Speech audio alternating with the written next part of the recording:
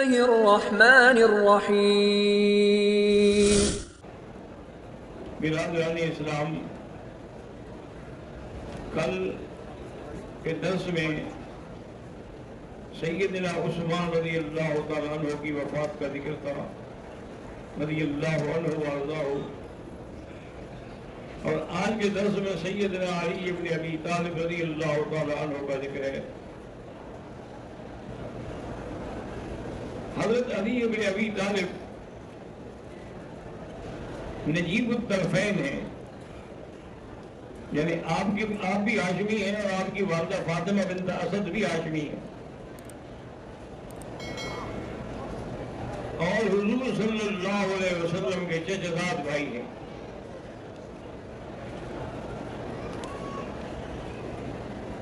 حضرت علی رضی اللہ تعالیٰ فرماتے ہیں کہ سوموار کا دن تھا جب حضور صلی اللہ علیہ وسلم کو نبوت کا تاج پہنایا گیا اللہ کی طرف سے، اور منگل کو میں اسلام لے آیا، سابقون میں آپ شامل ہوئے۔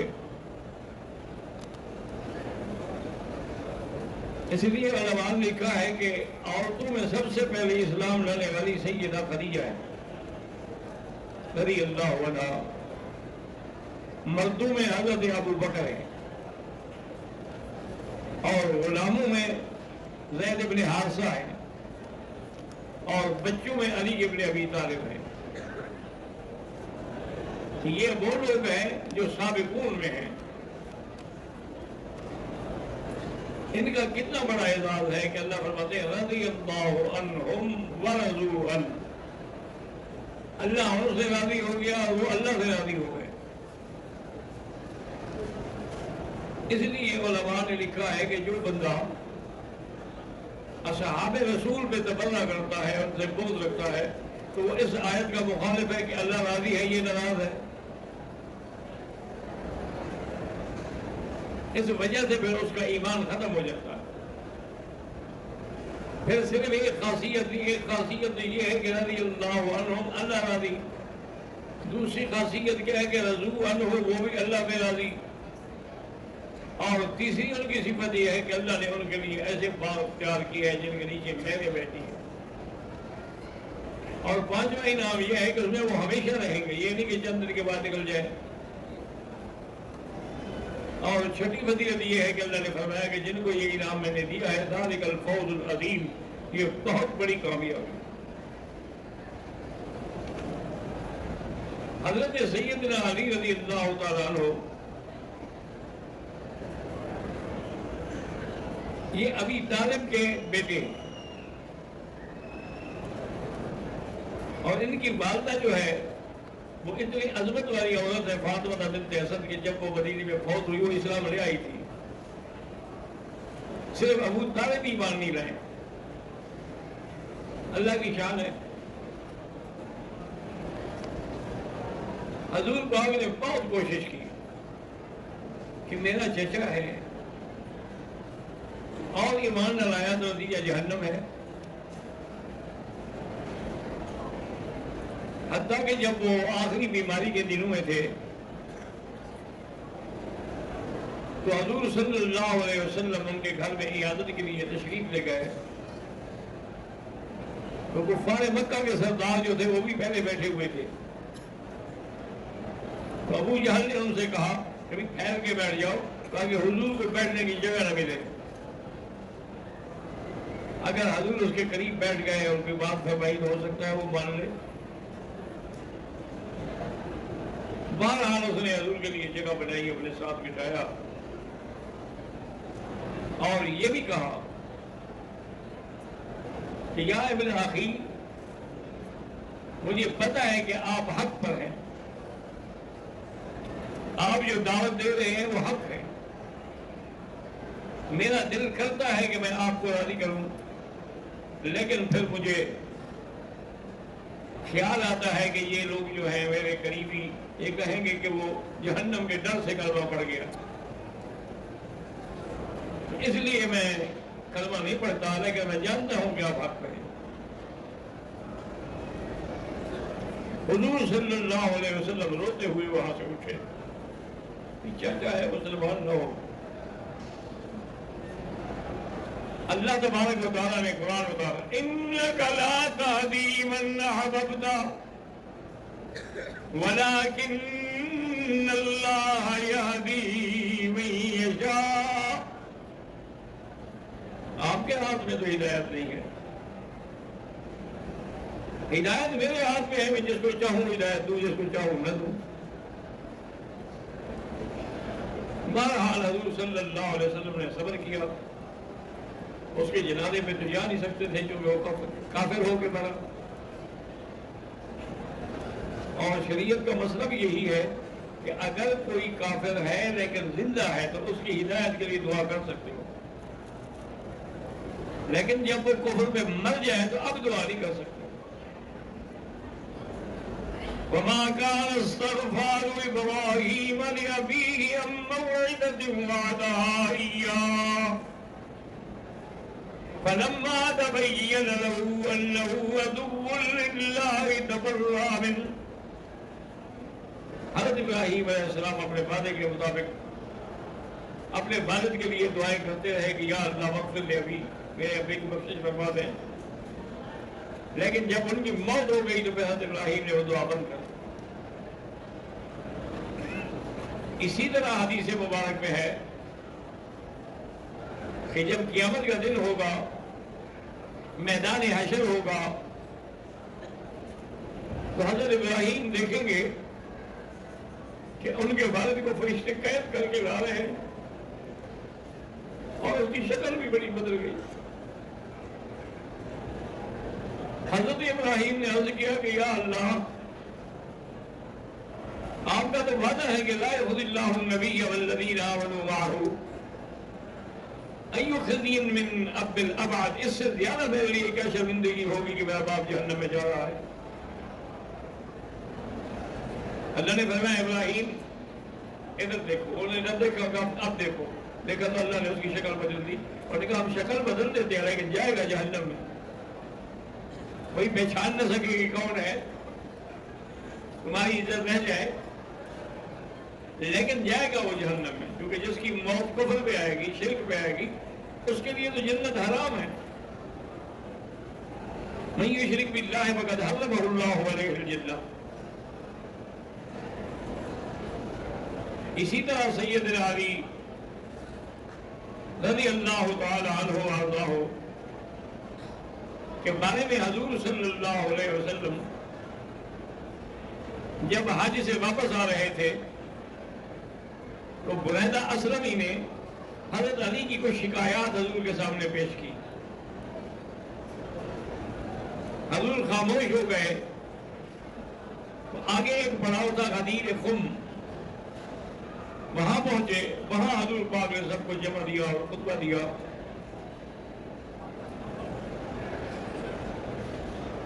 کہ حضرت علی کے بارے میں کوئی برا خیال نہ رکھو.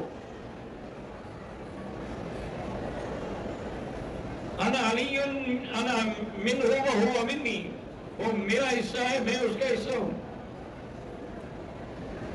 اور یہ بھی فرمایا کہ من کنت مولاہ فعلی مولا. اس کو راضی سمجھتے ہیں کہ مولا کا معنی شاید مشکل کشا ہے، اسی لیے یا علی مولا بدل کہتے ہیں. ان کا عقیدہ یہ ہے کہ شاید مولا کا معنی مشکل کشا حاجت روا ہے. نہ مشکل کشا نہ حاجت روا ہو تو خود محتاج ہے.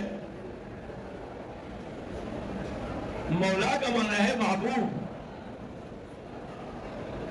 اللہ ولی الذین آمنوا یخرجہم من الظلمات الی النور.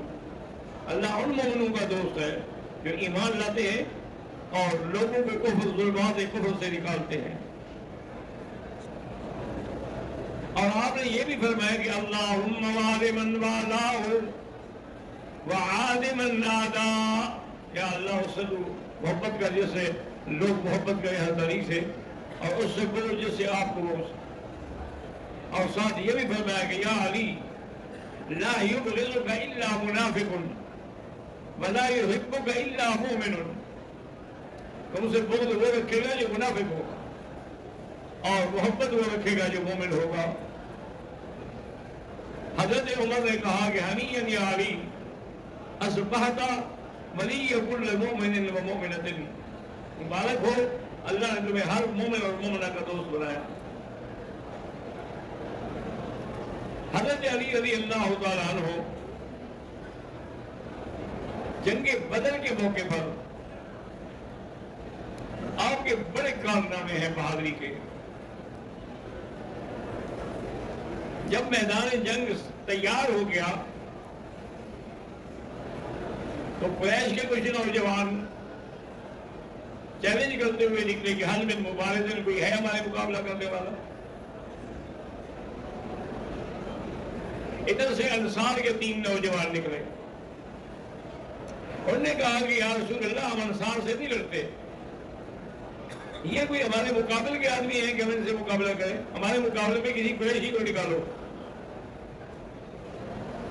تو حضرت علی رضی اللہ تعالیٰ عنہ نکلے. آپ کے مقابلے پر ولید ابن عتبہ تھا. حضرت علی رضی اللہ تعالیٰ عنہ نے 2 منٹ میں اس کو تلوار سے ٹکڑے کر کے رکھ دیا. اور ایسے ایسے بہادری کے کارنامے دکھائے جو جنگ بدر کی اور جنگ میں حضرت علی کی بہادری کی علامات ہیں. اسی طرح جنگ احد میں بھی حضرت علی فرماتے ہیں کہ میں تلوار لے کے لڑتا لڑتا کافروں کے جتھے میں گھس گیا اور پار نکل گیا, مجھے پتہ ہی نہیں میں کیا کر رہا ہوں. واپسی میں پھر لڑتا لڑتا اپنی جگہ پہ آ گیا. اتنی بڑی بہادری. ادھر حضور صلی اللہ علیہ وسلم بھی زخمی ہو گئے تو اس موقع پر بھی جو خدمت کی ہے وہ حضرت علی اور بی بی فاطمہ نے کی ہے. بی بی فاطمہ نے چٹائی جلا کے اس کی راکھ حضور کے زخموں پہ رکھی اور حضرت علی پانی لا کے پہلے اس نے زخم دھوئے. حضور صلی اللہ علیہ وسلم نے بڑی دعائیں دی. اور اسی طرح حضور صلی اللہ علیہ وسلم جب غزوہ خیبر میں تشریف لے گئے تو خیبر کے کئی قلعے تھے, کوئی ایک نہیں تھا. سب قلعے فتح ہو گئے لیکن ایک قلعہ تھا قبوس, وہ بچ گیا, وہ فتح نہیں ہو رہا. حضور نے فرمایا لآتی ان الرایہ غدا, میں کل اس بندے کو پرچم دوں گا جو اللہ اللہ کے رسول کو محبوب رکھتا ہے اور اللہ اور اللہ کے رسول بھی اس کو محبوب رکھتے ہیں. صحابہ کہتے ہیں کہ ہمیں تو ساری رات نیند ہی نہیں آئی کہ اللہ جانے وہ کون خوش قسمت ہے جس کو حضور جھنڈا دیں گے. صبح کی نماز میں حضور پاک نے فرمایا کہ این علی, علی کہاں ہے؟ انہوں نے کہا کہ یا رسول اللہ فی عینیہ رغد, اس کی آنکھیں بالکل شدید طریقے سے سرخ ہیں, وہ تو زمین بھی نہیں دیکھ سکتے. آپ بات والی لیا اس کو 2 بندوں کے کندھوں پہ ہاتھ رکھ کے پاؤں لکیر کھینچ رہے تھے. اس حالت میں حضرت علی حضور کے پاس آیا. حضور نے فرمایا کہ میں تو تمہیں جھنڈا دینا چاہتا ہوں. کہ یا رسول اللہ عمل نہ حال ہے کہ میں تو زمین کو بھی نہیں دیکھ سکتا, دشمن سے کیسے لڑوں گا؟ اب خود لوگ نہیں, میرے قریب ہو جاؤ. کہتے ہیں میں قریب ہوا, حضور پاک نے میری آنکھوں میں اپنا لعاب ڈالا. بسا کا بھی ہے نہیں آ, کہتے ہیں بس خدا کی قسم اتنی ہی دیر تھی کہ میری وہ ساری آنکھوں کی بیماری چلی گئی اور میری آنکھوں کی روشنی اتنی تیز ہو گئی کہ میں 3 میل تک کی پہاڑیاں دیکھ رہا تھا. حضور صلی اللہ علیہ وسلم بھی جب لعاب لگ گئے, حضور نے آپ کو جھنڈا دیا اور آپ جب آئے خیبر کے اس کموس قلعے کے سامنے تو آپ کے مقابلے پر مرحب آیا جو ان کا بہت بڑا مانا ہوا بہادر تھا. اس نے دور سے کہا کہ علی تم نہیں جانتے کہ میرا نام مرحب ہے؟ آپ نے فرمایا میں جانتا ہوں لیکن سمتنی امی حیدر, میری ماں نے میرا نام حیدر رکھا تھا. لیسا غابات کریہ المنظرہ, میں بھی جنگل کا شیر ہوں, نکلو میرے مقابلے پر. وہ آیا, اس نے بڑا زور سے مقابلہ کیا اور وہ سارا اہن پوش تھا, سارے بدن میں اس کے لوہے کا لباس تھا, صرف بغل کی جگہ خالی تھی، حضرت علی نے اسی سے تلوار کو گھسایا، اس کے سر سے نکل گئی اور کافر فی النار ہو گیا۔ حضرت علی رضی اللہ تعالیٰ عنہ نے اس خیبر کموز کا قلعہ جو تھا وہ جا کے دروازہ کھولا۔ صحابہ کہتے ہیں کہ وہ دروازہ ہم 60 آدمیوں سے نہیں کھلا تھا جو حضرت علی نے ایک ہاتھ سے کھولا۔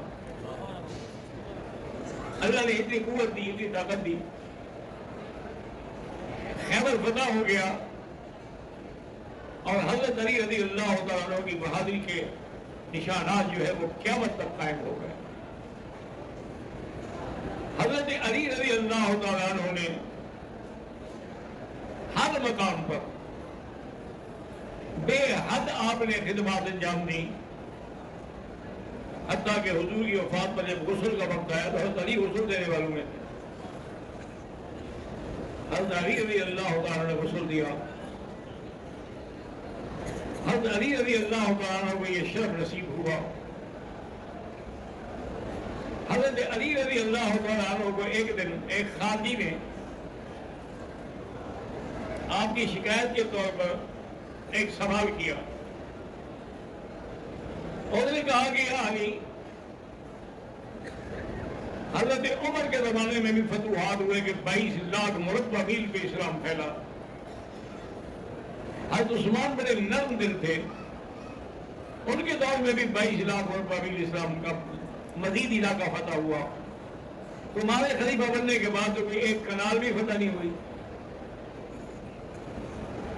حضرت علی نے فرمایا اللہ کے بندے، جب وہ امیر تھے تو ہم وزیر تھے، اب ہم امیر بن گئے، تیرے جیسے وزیر بن گئے، تو فتوحات کیسے ہوں گی؟ فتوحات کے لیے بھی تو کوئی ہونا چاہیے نا۔ تو سیدنا علی رضی اللہ تعالیٰ عنہ، اب آپ کے نکاح کا مسئلہ تھا تو حضرت ابو بکر نے اور حضرت عمر نے کہا کہ علی تم حضور سے جا کے فاطمہ کا رشتہ مانگو۔ انہوں نے کہا ٹھیک ہے میں جاتا ہوں۔ وہ گئے، انہوں نے حضور پاک سے سوال کیا، حضور نے قبول فرما دیا اور ساتھ یہ بھی فرمایا کہ علی تمہارے پاس بی بی فاطمہ کو دینے کے لیے مہر کی کوئی رقم، کوئی انتظام ہے؟ انہوں نے کہا حضور میرے پاس ایک گھوڑا ہے اور ایک زرہ ہے۔ حضور میں گھوڑا تو رکھو، تمہارے جہاد میں بھی کام آئے گا، لیکن زرہ جو ہے وہ بیچ دو، اس کے پیسے جو ہیں وہ بی بی کو مہر میں دے دو۔ آپ زرہ لے کے چل پڑے اور بازار میں کھڑے ہو کے بولی دی اور اس کی قیمت آپ نے بتائی 480 درہم۔ حضرت عثمان آئے، انہوں نے ہاتھ رکھا، انہوں نے کہا علی مت بیچو، یہ 480 درہم دو، مجھے دے دو۔ 480 درہم دے کے زرہ حضرت عثمان نے لی۔ جب حضرت علی جانے لگے تو انہوں نے پھر پشت پہ ہاتھ رکھا، انہوں نے کہا ٹھہرو علی، یہ 480 درہم میں نے خریدی ہے، لیکن اب یہ زرہ تمہارے لیے ہے، تحفہ ہے، میرے لیے تمہاری شادی کا تحفہ ہے۔ بی بی فاطمہ کو اس زمانے میں بھی یہی ہوتا تھا کہ سرما ہو گیا، مہندی لگا لی، تو وہ سارا جو تھا نا مسئلہ وہ بی بی اسما نے کیا۔ اور اسی طرح آپ کے گھر جو ہے اس کو سنبھالنے میں حضور کی بیویاں، بی بی ام سلمہ اور بی بی عائشہ، یہ سب آئے، انہوں نے گھر کو صاف کیا، بنایا، سنبھالا۔ اب حضرت علی رضی اللہ تعالیٰ عنہ خوش نصیب ہے کہ جن کو حضرت بی فاطمہ الزہرا کا رشتہ ملا، اور آپ نے فرمایا تھا کہ فاطمہ بضعۃ منی، فاطمہ میرے جگر کا ٹکڑا ہے، من آذاہا فقد آذانی ومن آذانی فقد آذى اللہ، جس نے اس میں تکلیف پہنچائی اسے مجھے تکلیف پہنچائی۔ حضرت علی رضی اللہ تعالیٰ عنہ کا، اور آپ نے یہ بھی فرمایا ما زوجت نسائی ولا بناتی الا بوحی من اللہ، میں نے کسی عورت سے شادی نہیں کی، نہ اپنی بیٹیوں کی شادی کی مگر اللہ کے حکم سے۔ جب اللہ کا حکم آیا تو پھر میں نے رشتے کیے گئے۔ تو بی بی فاطمہ کا جو نکاح ہے یہ بھی اللہ کے حکم سے ہے۔ وما علینا الا البلاغ۔